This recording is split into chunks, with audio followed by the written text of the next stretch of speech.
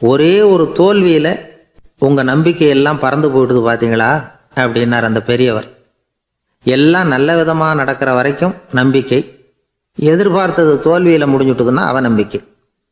மற்றவர்கள் பேரில் வைக்கிற நம்பிக்கை எந்த நேரத்திலையும் விவகாரமாகி விடக்கூடிய சாத்தியம் உண்டு.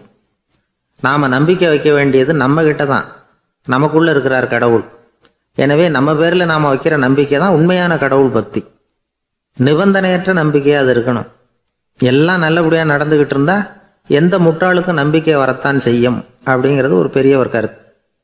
தியானத்தின் மூலமாக தான் உனக்குள்ள ஆழமாக தோண்டுனா உன்னுடைய அடி ஆழத்தில் நம்பிக்கை அப்படி ஊற்றெடுக்கும், அதை பார்க்க முடியும் அப்படிங்கிறது பெரியவர்கள் சிந்தனை. ஒரு குழந்தை அப்பாவை பார்த்து என்னப்பா பண்ணுறேன்னு கேட்டுதான். பிரார்த்தனை பண்ணிகிட்டு இருக்கிறேன்னாராம் அப்பா. பிரார்த்தனை பண்ணுனா என்ன கிடைக்கும் அப்படின்னு கேட்டுதான் குழந்தை. எல்லாம் கிடைக்கும் அப்படின்னாராம் அப்பா.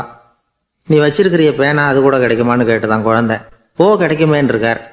அப்படின்னா அந்த பேனாவை என்கிட்ட கொடுத்துரு, நீ பிரார்த்தனை பண்ணி வேற பேனா வாங்கிக்கோ அப்படின்னு தான் அந்த குழந்தை.